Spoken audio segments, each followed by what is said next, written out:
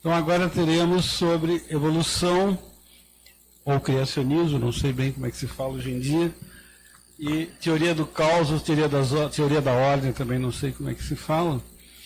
Então, uma grande alegria ter o professor Aldo Meleno de Araújo, que é graduado em História Natural pela URGS, doutorado em Genética e Biologia Molecular também por essa universidade, e fez pós-doutoramento na Universidade de Liverpool, na Inglaterra, na Unicamp, e também andou por Coimbra, no grupo professor Boaventura de Souza Santos. É professor titular do Estudo de Genética da URGS. Muito obrigado por ter aceito.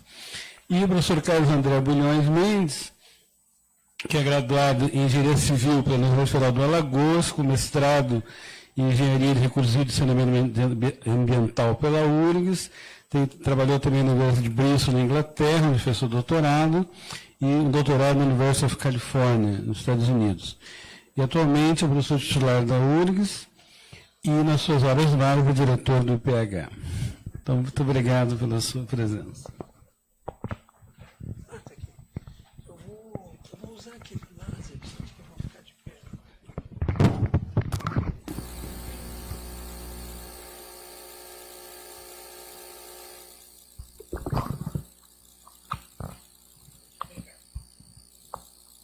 Boa tarde a todos. Bom, o título aqui da minha apresentação está um pouco indiferenciado, não sabe exatamente o que é essa reunião de Altenberg, mas eu vou falar... eu tenho o meu próprio aqui, obrigado. Tem que ligar? Tá bom, então esse aqui, porque esse aqui é...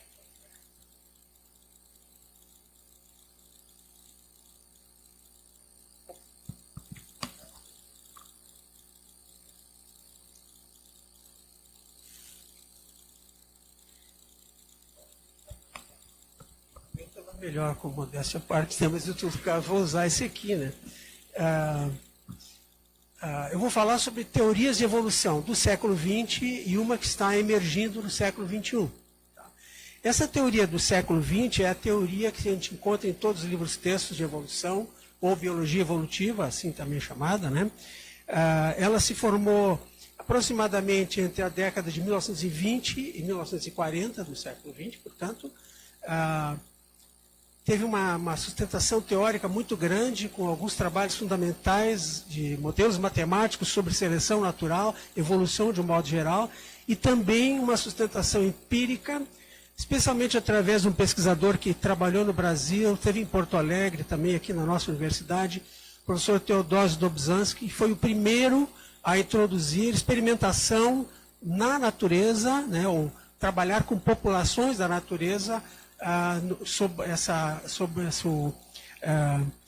para entender a evolução, melhor dizendo, né? Bom, vou ter que me concentrar nesses 20 minutos aqui, porque senão vai ser difícil. O que essa teoria do século XX chama síntese evolutiva, ou também teoria sintética da evolução.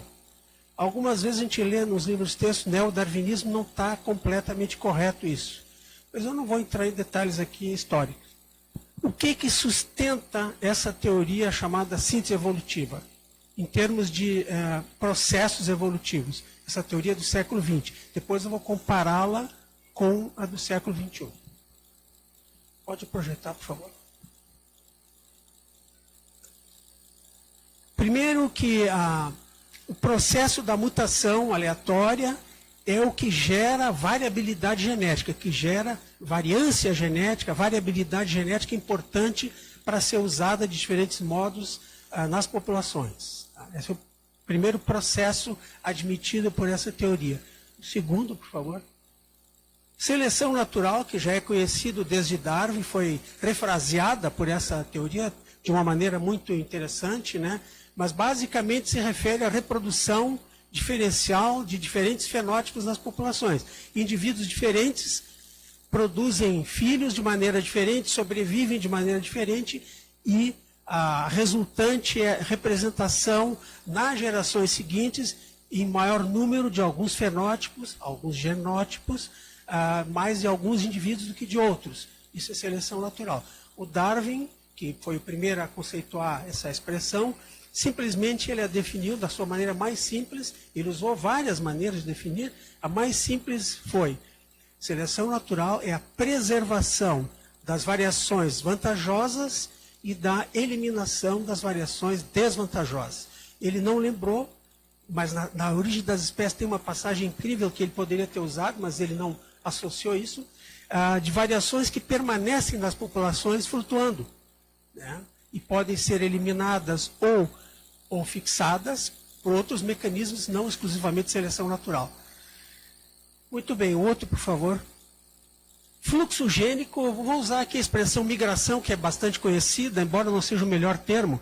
Fluxo gênico é o que, talvez a maioria de nós aqui foi produto de fluxo gênico. Os pais, imigrantes de algum lugar, vieram para cá, seus filhos casaram aqui com outras pessoas que são os pais de todos nós aqui.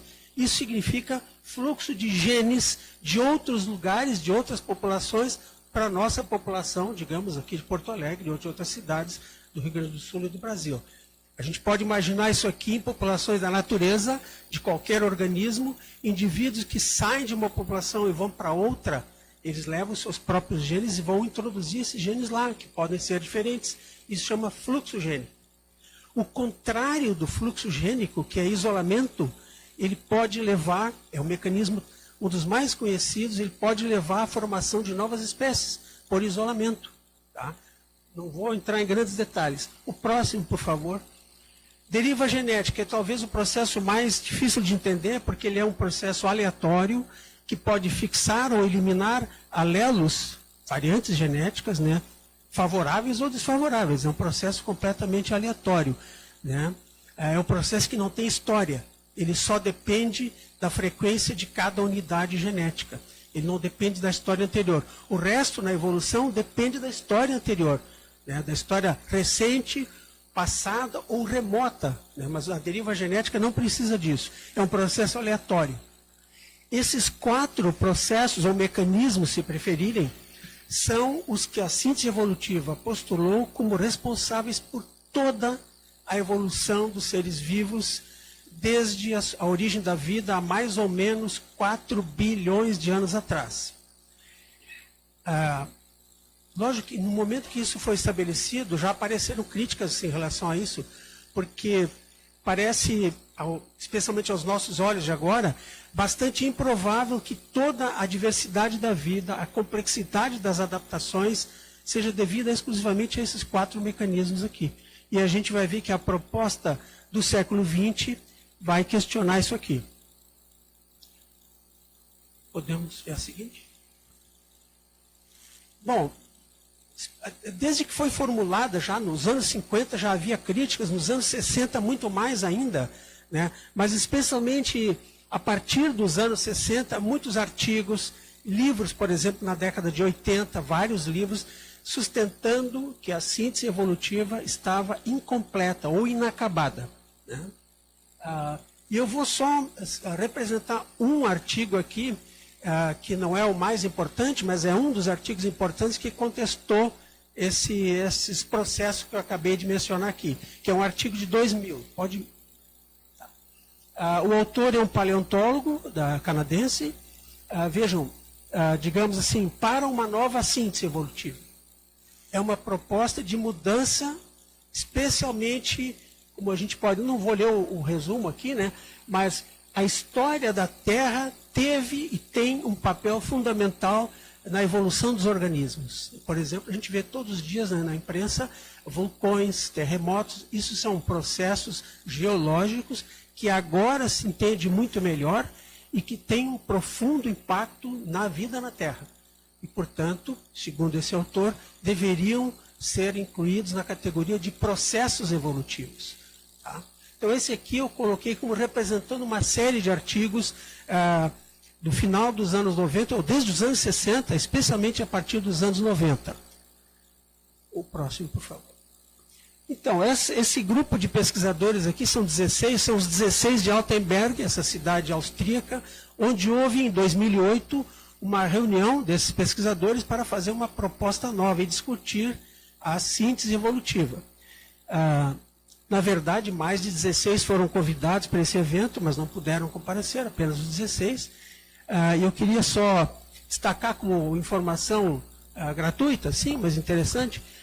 Esses dois, bem da direita, Alan Love, que é um americano, e Massimo Pigliucci, é um italiano, mas naturalizado americano, e a Eva Jablonka, aqui, da Universidade de Tel Aviv, estiveram aqui na URGS, né, palestraram aqui, e a organização do simpósio foi do Massimo Pigliucci e do Gerd Müller, que é esse outro de camisa azul aqui, né? Pois então, eles discutiram durante vários dias essas novas propostas de uma teoria evolutiva nova. E aqui o título desse evento aqui no ILE são Revoluções Científicas. Na verdade, aqui eles têm uma proposta de uma revolução científica, não naquele sentido duro do Thomas Kuhn, como já foi mencionado aqui pelo professor Oppermann, né? Mas no sentido mais brando, que parece que é um sentido muito mais abrangente do que o próprio sentido que o Thomas Kuhn deu na estrutura das revoluções científicas. Como a gente vai ver aqui, há uma revolução de ideias científicas em relação à explicação do fenômeno evolutivo. Pode ser o próximo, por favor. Essa reunião culminou com a publicação deste livro em 2010, Evolução, a síntese estendida. Vejam que eles mantiveram o nome síntese. Eu vou depois fazer uma pequena crítica a esse nome síntese, que não parece ser muito ajustado aí, né? Tanto lá como aqui, nessa nova teoria, né? Aí tem todos os participantes, tem um capítulo onde eles vão expor as suas ideias, né? E agora eu vou começar a discutir comparativamente os pressupostos e as previsões da síntese evolutiva e da síntese estendida. Tá? O próximo, por favor. Ok. Eu coloquei o endereço aqui da síntese estendida, porque ela é a nova.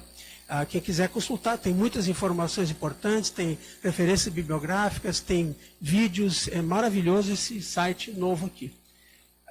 Então vamos lá, próximo, por favor. Então, eu vou discutir apenas 3 pressupostos e vou discutir também apenas 3 previsões das duas teorias. O primeiro aqui da síntese evolutiva, a sigla que eu estou usando é SE. Seleção natural como principal processo de ajuste dos organismos ao ambiente, adaptações e na diversificação, a origem da biodiversidade, né, da diversidade biológica. Em alguns processos, necessariamente, não entra a seleção natural, mas em grande parte dos casos, sim. Uma das críticas que um paleontólogo muito conhecido, que tem vários livros traduzidos entre nós, Stephen Jay Gould, A Vida Maravilhosa, A Montanha de Moluscos, sei lá, outros como A Escalada do Monte Improvável, esse do Doc, eu confundi. Mas vários livros aí publicados e traduzidos em português. Ele é um dos grandes críticos da síntese desde muito tempo, e uma das críticas que ele fez é esse enrijecimento da síntese em torno do processo de seleção natural. Ele já sustentava, ele faleceu em 2002, ele já sustentava que outros processos importantes deveriam ser considerados. Tá? Então a gente pode ver aqui que o primeiro pressuposto é que a seleção natural é onipotente, quase, né? na concepção da síntese evolutiva. Próximo, por favor. Eu vou fazer um ping-pong, um pressuposto de uma e de outra. Agora, da síntese evolutiva estendida, SE. Causação recíproca. Ou seja, os organismos modificam e são modificados pelo ambiente. Isso aqui é revolucionário. É uma heresia para os defensores da síntese evolutiva tradicional. Né? São modificados pelos ambientes seletivo, seleção natural, e do desenvolvimento, que eu botei um outro nome aqui que talvez seja mais familiar para a maior parte, né? É embriogênese, embriologia, né? Construção de nicho, que é uma coisa nova proposta por essa nova teoria, e viés no desenvolvimento. Esse processo eu vou deixar de lado, que ele é um pouquinho mais complicado, mas eu vou falar de construção, porque o exemplo que eu vou dar, todo mundo conhece aqui, tenho certeza. Então, construção de nicho e viés no desenvolvimento compartilham com a seleção natural nas taxas e na direção da evolução. Isso aqui é uma bomba, né? E a gente vai ver que existe controvérsias até o presente momento sobre essa nova proposta. Vou mostrar um artigo de 2014 depois. Então vamos ver um pouco sobre construção de nicho. Pode mostrar o próximo? Antes disso, sobre desenvolvimento, que é uma coisa que a teoria tradicional não tratou, era uma caixa preta. Como é que, dos genes até quando o organismo está formado, o que acontece nesse meio tempo? O que acontece quando, nos mamíferos, o embrião e intrauterino, o que acontece com ele? Né? Onde os genes entram na história? Então, o desenvolvimento, a embriologia, não entrou na síntese evolutiva. E para quem sabe um pouco da história das ideias evolutivas, depois de Darwin, uma área muito importante no século XIX, início do século XX, foi embriologia comparada, além de anatomia comparada. Isso foi esquecido, entre aspas, né, pela síntese evolutiva. Vamos imaginar essas duas aves aqui. Elas são diferentes na morfologia do bico, morfologia do crânio, então músculos adjacentes são completamente diferentes, dentre outras coisas. Só para mencionar, quero ver se eu acerto agora aqui. É o botãozinho do meio, né? Por isso que eu errei tudo antes. Viu? Falta de familiaridade com a tecnologia aqui. Olha aqui, essa... Opa.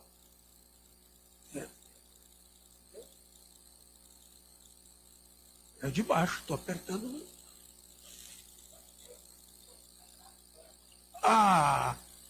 Eu não posso acreditar que seja aqui. Eu estava fazendo 1000 tentativas aqui, mas é por trás. Ora, bosta. É muito complexo esse sistema aqui, professora Márcia Barbosa. Olha aqui, onde a gente vê uma linha, a gente tem que pensar que é uma população de indivíduos. Não é um indivíduo só que está ali, é uma população.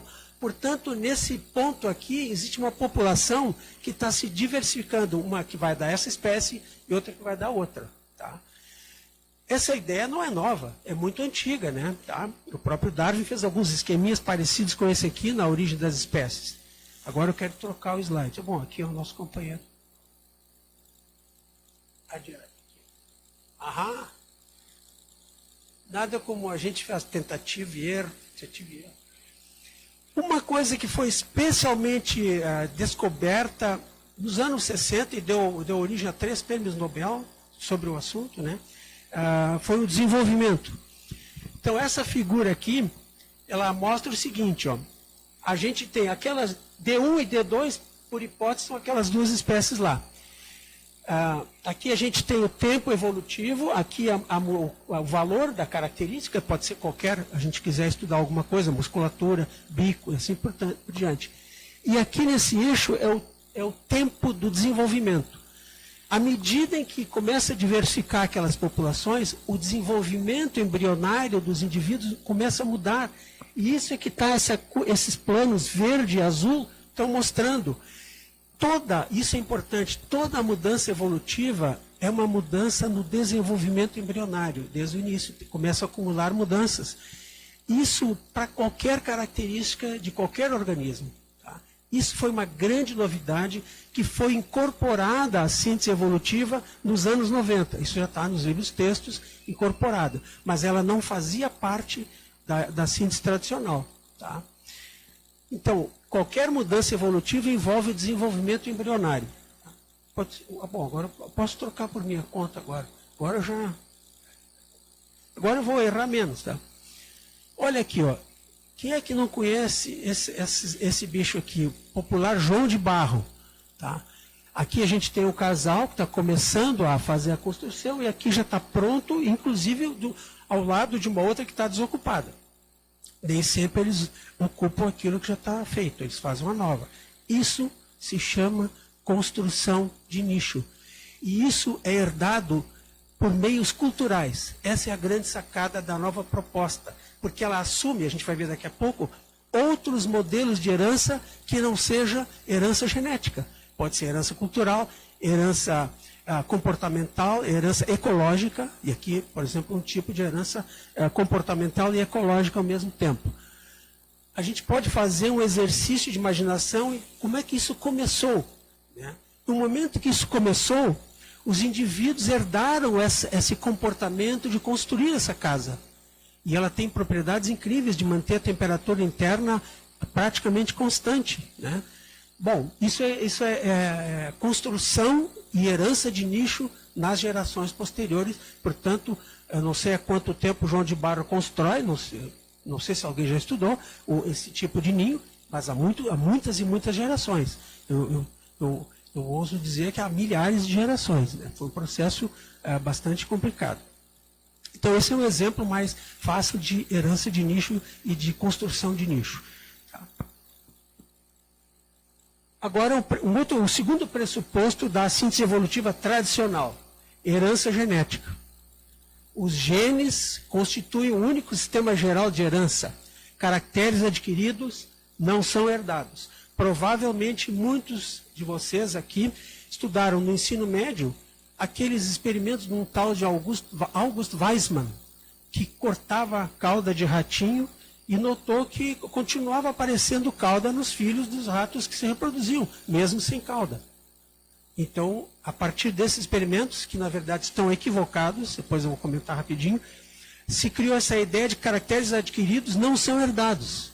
Tá? Essa é uma história que veio do Lamarck, mas o Darwin usou isso toda hora na Origem das Espécies, outros seus livros, né?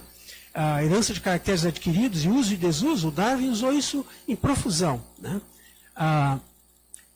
O que provavelmente o August Weismann, esse, não leu o Lamarck, porque a primeira lei do Lamarck é a lei do uso e desuso, a segunda herança de caracteres adquiridos, numa obra de 1809, a Filosofia Zoológica.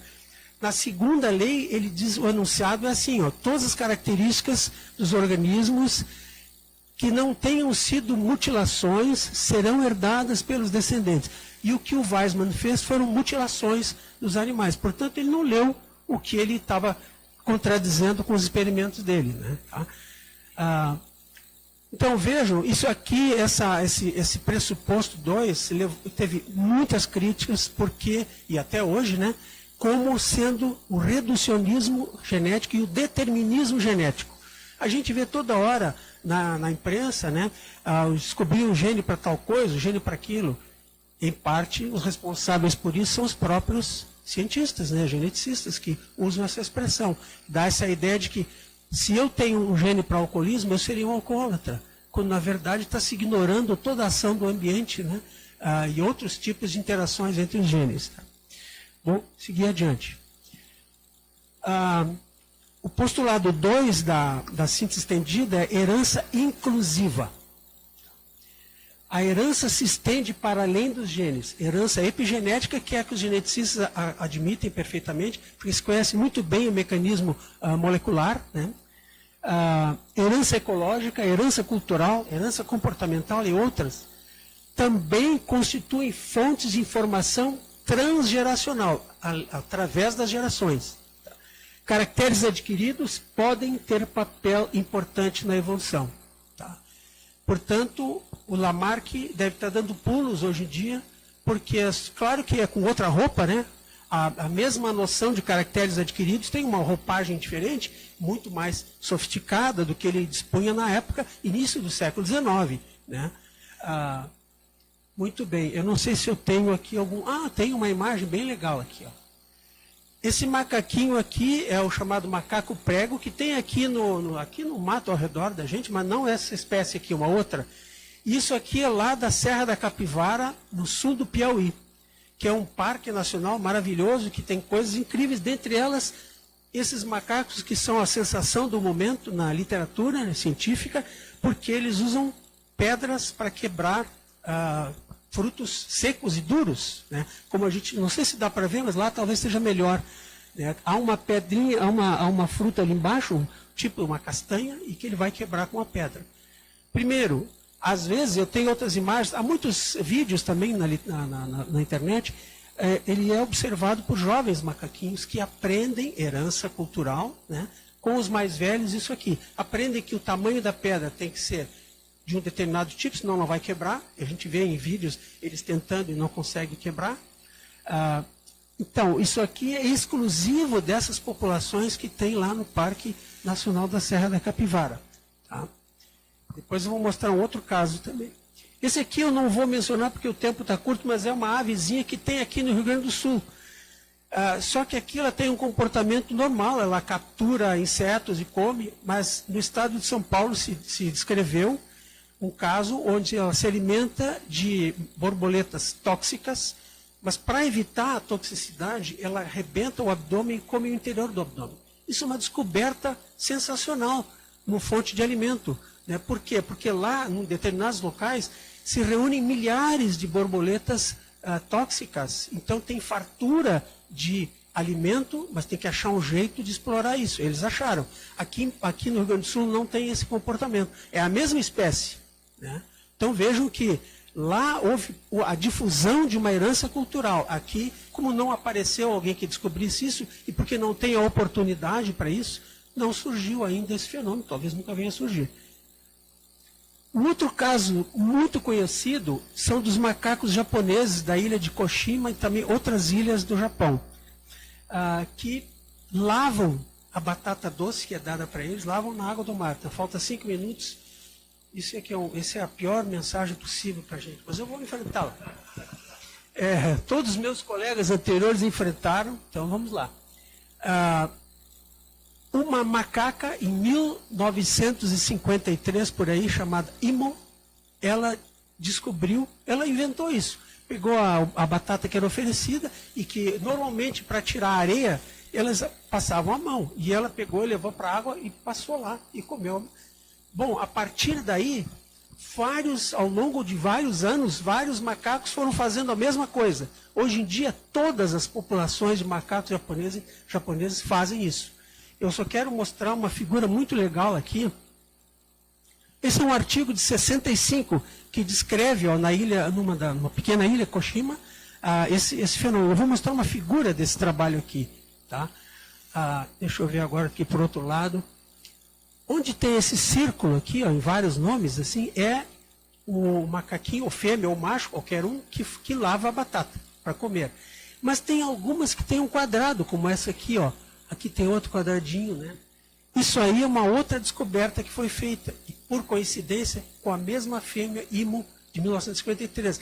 Em 56, ela descobriu outra coisa. Ela já tinha prática com lavar, e ela descobriu o seguinte, que quando distribuíam grãos de trigo, jogavam na terra, os macaquinhos faziam um por um, tinha que comer. E ela descobriu que se ela juntasse tudo, cheio de areia, ela ia para a água, lavava, peneirava, e comia de cara um monte de semente de trigo, né, sem precisar coletar uma por uma. A mesma Imo, a macaquinha, descobriu isso já usando a sua experiência anterior. E depois tem essas genealogias aqui, tem vários que já estão usando a mesma coisa. E atualmente todos fazem isso também. Isso aqui é de 65, tem mais de 50 anos aqui. Né? Isso tem aí, talvez, 2 gerações de macacos, ou 3 no máximo, né? Talvez um pouquinho menos até, um pouquinho mais até. Então, a herança cultural, né, que os jovens aprendem com os mais velhos. Tá? Vou ver o que eu posso fazer agora aqui. Aqui tem uma foto de um desses macacos, é a foto do artigo próprio, esse aqui de 65, e aqui da internet vários macaquinhos lavando suas batatas. Não é lavando, né? A Imo inventou, todo mundo segue, pronto, e vale a pena, porque tira a areia rapidamente. Né? Tá? O terceiro pressuposto da síntese evolutiva tradicional, perspectiva centrada nos genes. Genética de populações, que é uma área que estuda o comportamento dos genes nas populações ao longo das gerações. É uma área, assim como a ecologia de populações, é a área mais matematizada da genética. Né? Então, genética de populações como fundamental na explicação dos fenômenos evolutivos. Eu vou mostrar uma figurinha rapidamente. Ainda não apareceu o aviso de 1 minuto. Essa figurinha aqui é de o segundo livro-texto do mesmo ano, 73, de Filosofia da Biologia, de Michael Ruse, um pesquisador que já esteve aqui na URGS também, 2 vezes, né? Ela mostra claramente esse reducionismo da síntese evolutiva. A gente tem aqui genética de populações como a disciplina prioritária, e aqui o próprio autor chama aqui na legenda disciplinas subsidiárias.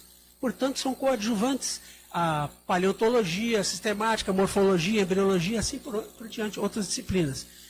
Isto mostra que dar o nome de síntese evolutiva a isso aqui, do ponto de vista epistemológico, está completamente errado, porque uma síntese, do ponto de vista epistêmico, pressupõe paridade epistêmica, e aqui temos prioridade epistêmica na explicação dos fenômenos evolutivos. Tá? Então, essa é mais uma crítica a essa teoria, a síntese evolutiva. Vou passar o outro agora, o terceiro da síntese estendida.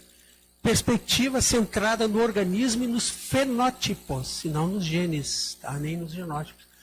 Os sistemas de desenvolvimento, que são processos, né, de desenvolvimento, podem facilitar a geração de variações adaptativas e modificar ambientes seletivos. Isso aqui eu vou pular, porque eu tinha uma figurinha aqui que eu vou mostrar, mas eu vou pular isso aqui e vou passar para o outro. Tá? Agora eu vou comparar rapidinho aqui as previsões de cada uma. Se é que vai dar tempo.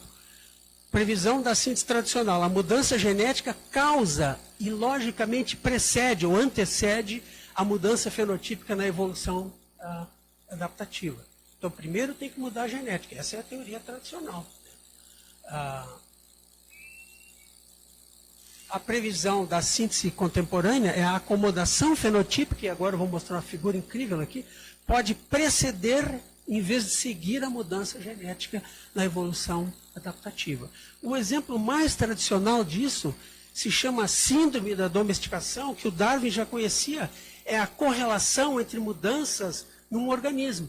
A gente quer mudar uma coisa, por exemplo, um criador de gado quer aumentar a produção de leite, mas ao fazer uma seleção para isso, as vacas leiteiras também mudam várias outras coisas. Isso se chama síndrome da domesticação contemporaneamente. Os animais domésticos, o Darwin já tinha notado isso, eles são mais dóceis, por exemplo, cães, né? Comparado com lobos selvagens e outros carnívoros, né? O que acontece? Eles têm cérebros menores, a seleção é feita pela docilidade do animal. Eles têm glândulas suprarrenais menores, portanto, menos adrenalina, a famosa adrenalina, que é o hormônio do estresse, da tensão, né? Eles têm menos adrenalina, cérebros menores, caninos, dentes menores, de modo geral, várias outras características. E o mais importante de tudo, que foi mostrado num trabalho de 2014, é que todas essas estruturas se originam da mesma estrutura no embrião, que é a crista neural. Ela origina vários órgãos e tecidos, e todos esses, portanto, quando se modifica um, modifica todos, e não em sequência, como previa a teoria tradicional. Tá? Então, isso aqui se chama acomodação fenotípica. Várias características do organismo, fenótipo é aquilo que ela mostra. Pode ser comportamento, né? Pode ser uma proteína lá determinada, depende do nível que a gente examina. Várias características aparecem simultaneamente. Isso é a acomodação fenotípica, e isso, em particular, para animais domésticos, se chama o síndrome da domesticação. A explicação da síntese evolutiva tradicional é muito complicada para isso aqui. E agora a explicação se torna muito mais simples. Tá? Vou ver o que eu tenho aqui. Outra previsão da síntese tradicional: as mutações genéticas e, portanto, novos fenótipos serão aleatórios, neutros ou ligeiramente desvantajosos. Eu vou passar bem rapidinho. Agora, a correspondente da síntese estendida: novas variantes fenotípicas serão frequentemente direcionais e funcionais. Portanto, se a gente usar a expressão velocidade da evolução, é muito mais rápido do que se pode imaginar, do que se imaginava antes. Isso aqui é uma figura que eu vou pular, é bem legal, mas eu vou pular. E, por fim, mutações geram novos fenótipos, mutações que geram novos fenótipos ocorrem em um único ou em poucos indivíduos de uma população. Essa é a previsão tradicional. E a nova prevê o seguinte: novas variantes fenotípicas frequentemente induzidas pelo ambiente ocorrerão em vários indivíduos de uma população. Logo, acelera o processo evolutivo. Tá? Enfim, eu não vou me compreender a ideia aqui. E, por fim, bom, isso aqui é um exemplo brasileiro nosso aqui, dessa borboletinha, tem aqui no Morro Santana. O substrato que a lagarta come ou anda vai induzir a cor nela. Se as flores são rosa, a lagarta vai ser cor-de-rosa. Se são amarelas, as flores serão amarela lagarta. Se é amarronzada, a lagarta será marrom. Aqui também tem uma lagarta. Ou seja, indução direta no fenótipo, né? numa característica que exibe o organismo. Tá? E por último, esse aqui, publicado na Nature em 2014, é um debate entre aqueles que acham que tem que mudar urgentemente a teoria evolutiva e o contraponto daqueles que não, tudo está bem. Então tem vários pesquisadores em cada uma dessas, são várias páginas aí. Esse é um debate muito interessante que ainda segue, né? Tanto que, se aqui os biólogos que houver aqui, que eu acho até que são muito poucos, eu tenho a esperança que na outra sala tenha mais biólogos, mas os livros textos não contêm ainda essa nova abordagem. Tá? Salvo um livro, não está traduzido, que é de 2012, ele cita uma parte dessa nova teoria. Desculpem a correria, mas deu para terminar, fiquei feliz até. Muito obrigado.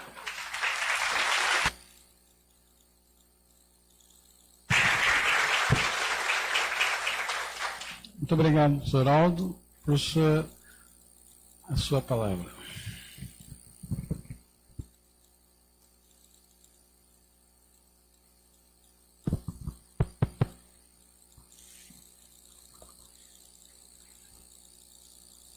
Bom, primeiro, boa tarde a todos. Quero começar agradecendo ao meu amigo Zé Vicente, que sempre nos convida aqui com muito carinho. Carinho esse que se materializa até na belíssima capa aqui, realmente muito bonita. Eu tive uma surpresa, peguei logo uns 3 ali fora, então vou encadernar aqui também, está muito bonito, Zé. Como sempre é. Também agradeço pelo fato a gente ter muita atividade no dia a dia e eventos como esse, para mim, ou dar aula, ou estar numa banca, ou orientar aluno, é quase estar de férias. Então hoje me dá muita alegria estar aqui podendo compartilhar algumas ideias e com certeza aprender várias outras. Eu cito aqui então a presença, né, do professor Rui, nosso atual reitor, do lado dele o passado imediato, né, o professor Carlos Alexandre, e ao citá-los e ao nomeá-los, eu quero dar o meu abraço em todos os que estão aqui nessa sala, em todos que estão nos assistindo ali no canal do YouTube e todos que vão nos assistir no futuro também na mesma referência, né? Tem vários conhecidos e professores aqui, não dá para citar todos. Bom, eu fui convidado a falar da teoria do caos, né, pelo professor Zé Vicente, talvez por aparentar ser um pouco caótico, né, meio desordenado, talvez por isso. É sempre desafiador chegar num ambiente como esse, extremamente multidisciplinar. E o primeiro dilema é o dilema de comunicação. Sempre falha de comunicação é um bom argumento. A primeira vez que a palavra caos, que eu enfrentei essa palavra, foi ainda no ano de 91, 92, chegando na primeira reunião do departamento na Inglaterra, lá onde eu fiz o meu doutoramento, conforme já foi citado. Depois de falar umas 2 horas dizendo o que é que eu ia fazer, que tinha envolvimento com aquilo, né? Os ingleses, hearts e minds, sempre muito bem educados, falaram, olha, muito bacana, muito interessante, mas por que é que você falou sobre, não entendi a denominação? Teoria do caos, para eles, pelo meu inglês, virou teoria das vacas. Né? Então, teoria da vaca. Né? Então, esse foi o meu primeiro enfrentamento. Que vaca é essa? Né? Eu disse, pô, estou me confundindo com gaúcho, apesar de eu ter... Estou cheirando a carne, né? Então essa foi o primeiro enfrentamento com a teoria do caos. O segundo enfrentamento já foi na URGS, ali pelo ano de 97, o CESUP, o Centro de Supercomputação, recém-inaugurado, e eu apliquei, entrei num edital e ganhei um edital seletivo para ir para a CREI, na época o supercomputador era um CREI, e fui lá para a Califórnia, que era exatamente essa, enquanto concepção, enquanto modelagem, as interações ou transformações numa região metropolitana, no caso aqui Porto Alegre. Né? Então, tudo isso tem a ver da maneira como nós interagimos. Eu vou apertar o botão da próxima transparência, que é aqui, mas eu não quero. Eu quero ver se eu evoluo um pouco. É o da direita ou da esquerda? Da direita. Tá, então vamos lá. Então, vamos entender, né, caos ou aquela desordem, primeiro como desconhecido, né? Eu não sei o que causa o aquecimento global, mas eu notei que toda vez que a água fica um pouquinho mais quente quando eu faço xixi, né? Um peixe falando para o outro, interagindo ali, eu chamo a atenção interação, né? Nós, os cientistas, estamos destruindo a Terra. E ali um outro setor, uma outra interação também necessária, a frase está colocada daquela forma, e, olha, eu não entendi, a frase está um pouco equivocada, você tem que fazer num termo que eu entenda. Essa daqui é um cartoon que saiu no Rio de Janeiro em 2012, quando em Petrópolis, numa noite, choveu. E parece que chuva, eu acho que é um evento, não é um desastroso, né? Desde que mundo é mundo, chove. Mas choveu e numa noite ceifou a vida de 800 pessoas. Numa noite. E aí tem outra leitura do caótico. Aqui também enchentes, né? Está chovendo, ora, toda vez que chove, dá enchente. Toda vez que para de chover, dá seca. E às vezes o Guaíba aqui na nossa cara fica verde, né? Então, as razões são várias e parece tudo caótico. Quando a gente começa a juntar tudo isso, e aí eu me preocupo muito, e eu já vou exercitando com vocês, o seguinte, nós temos uma discussão a nível do plano das ideias, mas eu, quanto professor, e vocês vão observar na minha fala aqui, na minha apresentação, eu digo que uma virtude grande nossa é transformar, seja o que for, o mínimo necessário de conhecimento nosso em ação. Então eu tenho muita preocupação aí em ação, em agir, né? Então, ali um fusca-rolha, ali um exemplo de uma engenharia elétrica em ação, ali uma engenharia hidráulica, ali uma rua normal, essa dali é no fundo da PUC, ali perto do campo da Tuca. Esse é um exemplo de um planejamento urbano também ali, tudo na cidade de Porto Alegre. Esse já é aqui no fundo do campus do Vale, né? Então, a gente observa que as interações do mundo físico, o mundo social, o mundo econômico, acaba com os direitos humanos em cima do lixo. Me chamou a atenção muito grande essa fotografia, tá? Essa é minha, tirada aí. E essa eu sempre repito, né? Essa foi uma enchente de 2014, um realismo fantástico, né? Eu não sei, é cena de filme e tudo, mas é uma foto real, tá? A vaca foi pro poste, não foi pro brejo. Veja que uma enchente colocar lá em cima não é pouca coisa, tá? Toda essa situação na nossa cabeça enquanto ser humano, né? Exemplos de ambiguidade, incerteza, mudança, mobilidade, tudo está interligado e nada faz sentido. Eu estou perdido. Para que lado eu vou, né? Caos. Então tem um quê de subjetividade, né? De desordem, de falta de conhecimento. Na verdade existem ordem e a gente não sabe. Até os mistérios aí, para quem talvez seja mais religioso, se o mistério é tão misterioso, se o mistério é infinito, nossa mente finita e pequena não cabe todo o mistério. Só vai caber um pedacinho dele, né? Então, por conta disso, a verdade, seja ela qual for, é sempre evolutiva. Ainda bem que existem ambientes como esse que a gente consegue avançar discutindo, debatendo, e o que é verdadeiro hoje, amanhã talvez não seja, vamos evoluir. Então, evolução, para mim, é sinônimo também de interação. Tá? A tradição, independente se a gente fizer um outro viés, talvez com ideias, ideológico, né? Reacionário ou revolucionário, aí a gente tem que abrir o dicionário até para dar uma olhada, o que é que invoca, mas a tradição se apresenta sempre como antagônica à mudança. Então o resgate à tradição é uma briga quando a gente coloca com caos. Então, toda vez que se invoca retorno aos valores tradicionais, é porque a mudança produz incertezas, dúvidas, né? Então, o caótico ou o caos tem um quê de barbárie, que não há regulação. Da mesma forma que não há ordem na natureza, mas a gente acabou de ver que tem sim uma ordem extremamente genial. O nosso professor Aldo ali acabou de nos dar uma aula. Eu vou procurar uma daquelas referências também, algumas ali, que eu não li. Mas com certeza tem muita, até se todos os livros sumissem, todo conhecimento poderia ser gerado de novo abrindo o livro maravilhoso que é a natureza. Abre lá que está tudo escrito a maneira como é que a gente deve se relacionar. Em síntese, né? Caos é desordem. Mas na física, eu peço permissão ali à professora Márcia, né, querida professora Márcia, também tem um significado bastante preciso. Aí começa um paradoxo. Ora, eu estou dizendo que o troço é desgovernado, desordenado, que ninguém sabe como é, mas ao mesmo tempo é preciso, né? Então, sistemas dinâmicos caóticos são sempre sistemas que têm uma regra de evolução temporal bem definida. Mas mesmo assim, são imprevisíveis ao longo do tempo. Olha que confusão. Parece que eu estou brincando com as palavras. É paradoxal. Tentando traduzir e tentando colocar esse tipo de discussão no ambiente. Eu vi até pela programação que vai ter matemática, vai ter uma complexidade, aí eu não me atrevi a dar as explicações. E procurei ver de uma maneira que eu entendi, talvez de uma forma equivocada. Peço até a complacência de todos aqui, no final vocês me perguntem ou discordem, né, para a gente avançar.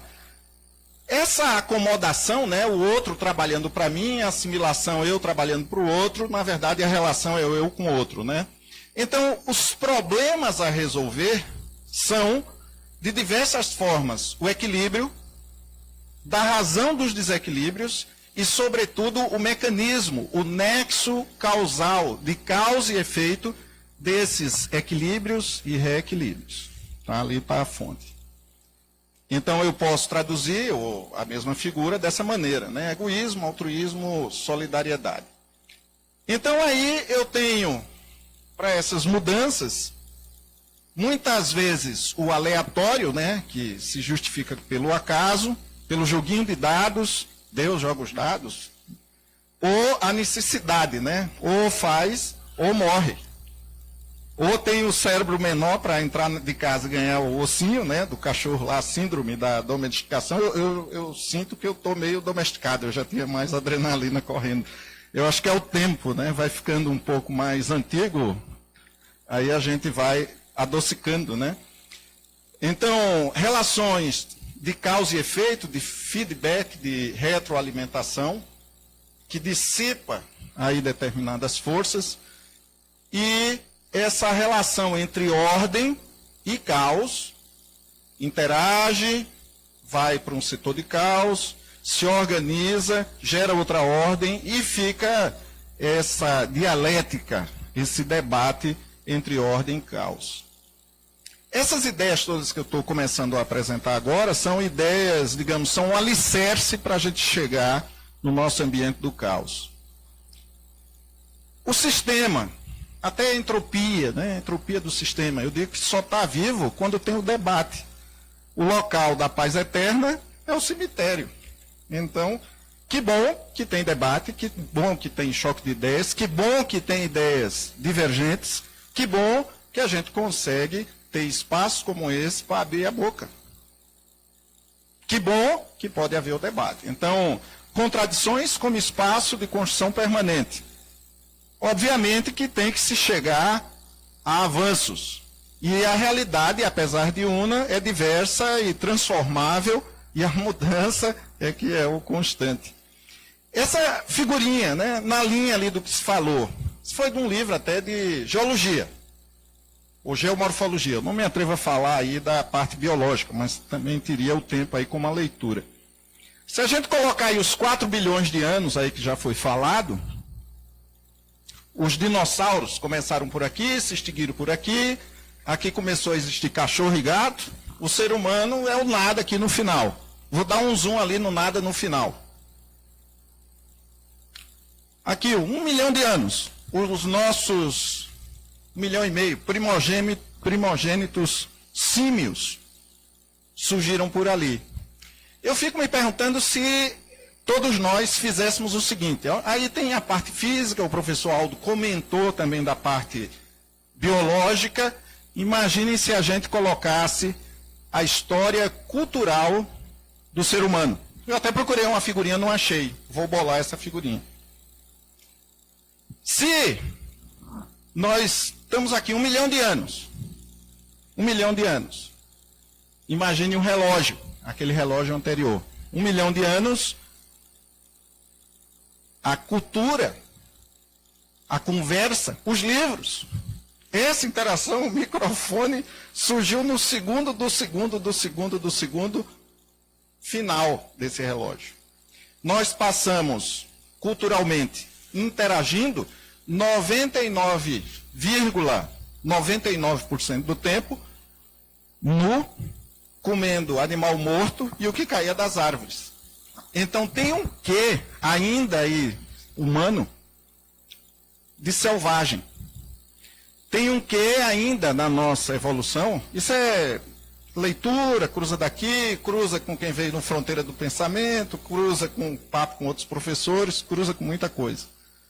Tem um quê de selvagem, tem um quê de criança, tem um quê de animal, e tem um quê de filósofo grego, de monge ou místico neoplatônico, de monge talvez medieval. Mas tudo isso é muito pequenininho, né? Comparado com toda a carga que nós temos aí ainda para aprender sobre interações. Imagina esse relógio de todos nós interagindo uns com os outros. Só que, enquanto espécie, o poder nosso de transformação vai além de quebrar a pedra para abrir o coquinho, né? Então aí a gente está um pouquinho mais avançado. Muito do debate, né? Esse também veio aqui em Porto Alegre, veio no Fronteiras e tal, em inglês e tudo mais, né? O relógio representou a ordem do universo.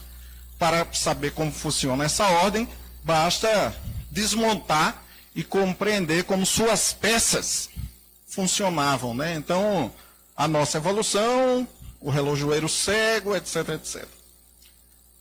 No campo das ciências humanas, das relações uns com os outros, eu entendo que, me desculpem aí os, com certeza, mais habilitados do que eu, mas eu entendo que muito da busca, né, só que a gente não é de plástico, a gente não é um plantio de eucalipto, a gente não é igual um com o outro, né, então as reações são as mais diversas.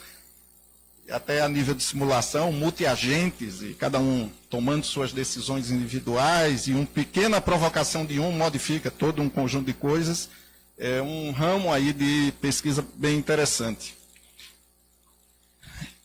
Então, essa primeira corrente a se preocupar, a maneira como eu estava dissipando essas energias aí que causam ou acarretam essas transformações, entropia, né? O Prigogine ali, estruturas dissipativas, e aí entra a teoria do caos, o efeito borboleta, que também é conhecido, tem filmes sobre isso. Vou só colocar um exemplo aqui.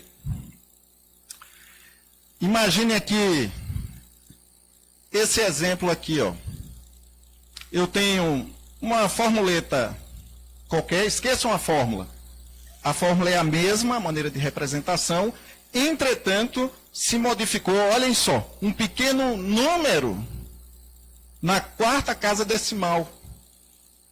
Então, sistemas que têm um comportamento bem definido, mas com pequenas modificações nas condições iniciais, nos conduzem, depois de um certo tempo, a coisas completamente variáveis. Tá? Então, o tal do efeito borboleta. Ou ainda, né, a bifurcação, pensem, cheguei numa encruzilhada. No momento atual, se correr o bicho pega, se ficar o bicho come. Não é bem assim, a gente já passou.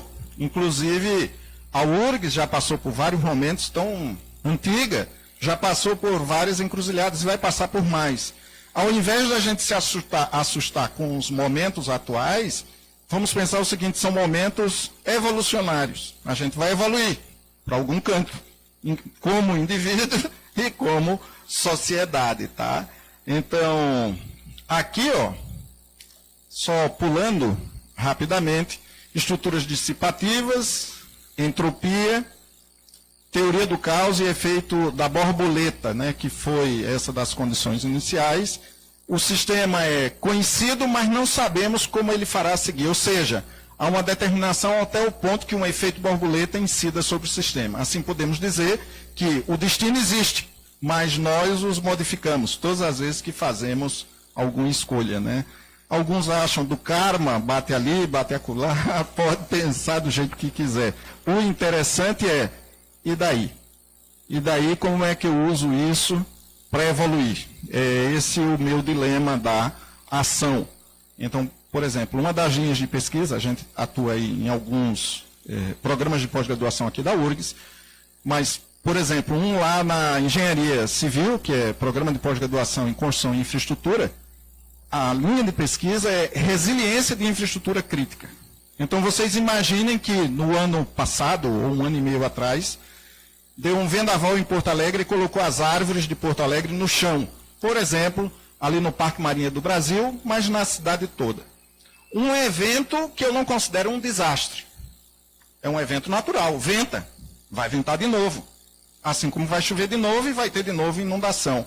Só que um evento de 30 minutos, 40 minutos, os prejuízos e os efeitos foram sentidos na cidade de Porto Alegre durante quase 50 dias, com custo altíssimo. Então a pergunta que eu faço é, se eu já sei que venta, se eu já sei que se ventar, vai cair a árvore. Tem árvore velha, tem árvore antiga, tem árvore que está com parasita aí, é claro que vai. Vai cair na via principal, vai cair ali, vai cair acolá, mas por outro lado as árvores são bonitas. Me traz uma paz de espírito, Porto Alegre é uma das mais arborizadas capitais aí do país. Como é que a gente concilia isso? Como é que eu dimensiono projetos de engenharia que sejam mais resilientes? Quais critérios? E quais critérios podem ser adotados no ambiente institucional como a Prefeitura da cidade de Porto Alegre? Pois a gente não está em Xangai, na China, onde eu tive o prazer de ir com o professor Carlos Alexandre. Não estamos numa cidade holandesa, nem tampouco europeia. Não estamos na Europa, nem na Ásia, nem na Bahia. A gente está na cidade de Porto Alegre, vizinha de Alvorada e de Viamão. Logo, as soluções, vejam, técnicas, que tem que obedecer à lei da gravidade, tem que ter como condicionantes ou limites as condições institucionais da Prefeitura de Porto Alegre, com sua capacidade organizacional, o organograma, condição financeira, o histórico cultural da cidade de Porto Alegre e assim por diante. Tudo isso nos impõe limites. Bom, geometria ou fractal. Aqui vou mostrar no exemplo, o borboleta eu já falei. Aqui começando com triângulo, isso é muito conhecido também, tem animação de vídeo. Cada lado do triângulo, vejam que eu fiz outro triângulo, depois cada um desses eu fiz outro triângulo, e aí eu vou indo e repetindo esse padrão. A forma vai gerar um elemento, e o padrão de mudança é o que nos interessa. Limites. Limites, tá? Aqui é um exemplo, aqui é outro exemplo. Limites. Vou falar o limite daqui a pouco, né? Então, o caos estuda sistemas em interação. O caos nos leva a um nível de evolução. O caótico não é comprovável, é muito difícil, aí tem muita dúvida, né? Ah, mas isso não pode provar. Só que o caos, enquanto prova científica, sempre de difícil comprovação. Já vou falar por quê. Entretanto, ele é sentido, percebido em toda a realidade que nos rodeia. Foram aqueles sentimentos daquelas figuras anteriores. Então, tem algo que está um pouco mal resolvido. Então, veja que eu comecei até invocando Piaget, veja que às vezes definir o problema é o problema, a palavra, né, que sai da nossa boca indica muito o grau de organização até da nossa cabeça. Então, invocando aí grego antigo, sabido, se o mundo está desorganizado é porque talvez os indivíduos estejam também desorganizados. Então, a necessidade da gente exprimir, expressar essa leitura da realidade um pouco melhor se torna também necessária. Veja que na realidade que nos cerca, deixa eu só colocar aqui, a adequação ou inadequação das nossas ações na nossa realidade que nos cerca que sempre aparenta ser caótica, compreende interações de vários atributos ou de vários aspectos. O resultado de tudo isso, e aqui eu vou me aproximando do final para a gente debater, é o seguinte, ó. Nós temos evidências, aí quase metodologia de pesquisa científica, nós temos evidências, observamos uma realidade numa escala de espaço e de tempo. A partir dessas conclusões, formulamos alguma hipótese. A tese, para provar ou refutar nossa hipótese, vai gerar um modelo de comportamento e assim por diante. Um dilema, né? Nós observamos realidades em uma determinada escala, e depois de espaço e de tempo. E depois nós generalizamos para outras. Em que medida, aí entra a bifurcação, né? Encruzilhada, em que medida essa explicação comportamental de um determinado fenômeno continua válida, já que chega até um determinado limite, ela não consegue explicar mais. Pelo menos não bate com o que nós estamos observando. E tudo isso, no nosso ambiente, aqui dentro da URGS, aqui debatendo com colegas, aqui enfrentando o Ministério Público, aqui justificando decisões de investimento de milhares ou milhões de reais, a gente bate muito, por incrível que pareça, com o encontro com a namorada, a primeira namorada ou no primeiro momento, pois só vemos coisa boa. A gente não consegue filtrar, é o wishful thinking, eu acho que em inglês até a expressão. Não consegue filtrar. Então tem colegas que estão nessa fronteira, isso é o debate inclusive aqui dentro do ambiente da prefeitura, ou em Brasília, ou no estado, com políticas de infraestrutura, que claramente, e mostrado por A mais B, tem erros, equívocos, e não consegue ver porque o fulano ou o cicrano disse, é muito difícil a transferência dessa tecnologia para o nosso mundo real. Por conta disso, a engenharia, por exemplo, a lei da gravidade, acertei aqui o botão, a lei da gravidade, a hidrologia, enchente, ou aquela vaca que foi parar no poste que vocês viram. A regra ou a norma física funciona na China, no Japão, nos Estados Unidos, em Alvorada e Viamão. Entretanto, o contexto é quase uma condição de contorno, é completamente diferente. Logo, uma tecnologia que funciona em Tel Aviv, talvez não consiga ser utilizada aqui, porque todo o contexto é diferente. Então, está em pleno aplicação prática de tudo isso também. Aí entra as pessoas, a verdade. Cada um de nós já tem um sentimento do que é certo e errado, né? Talvez, eu acho que eu já vi alguém de neurologia falando isso, né? Da gente ver um cachorro estribuchado ali na rua e aquilo dá uma dor interna nossa, uma dor no coração. Ora, mas aquilo não está me causando a dor está no outro. Mas aquela cena foi tão forte que no meu cérebro ativou alguma coisa e eu sinto as dores daquilo, né? Mostrando que, na verdade, tem conexões aí de outra forma. Então, o que é certo, o que é errado, o que é necessário, né, para respeitar um para o outro, nós já sentimos e já sabemos. O problema não é falar nem discutir, é fazer. Tá? Bom, agora eu termino como eu abri a fala, né? Caos é sinônimo de desordem, de catástrofe, de desconhecimento. E eu digo que no nosso ambiente, vamos dizer, social, e quem diz isso não sou eu, é um outro autor, eu só botei ali o caos em letra azul, tá? As catástrofes da nossa época não são produtos das necessidades, do nicho, ou do habitat, ou do meio que nos cerca. Né? Sempre que chove aqui em Porto Alegre, os jornais estão repletos de informações do tipo, mudança climática. É um bom argumento para justificar, já que a nuvem não tem CPF.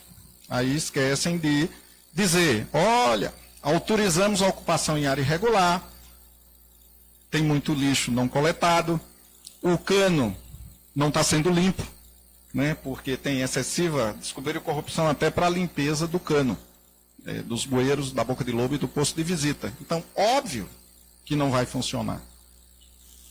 E de decisões pouco sábias, né? Esse autor aí é do pós-guerra, ele dizia, o nome do livro é As Ideias Têm Consequências, alguma coisa assim. Então é bem interessante. Bom, com isso eu termino até pelo horário, tivemos várias falas. Ele usou, eu cedi meus minutos para ele, então que bom que ele usou, tá? E com isso eu encerro e fico à disposição então para perguntas. Muito obrigado.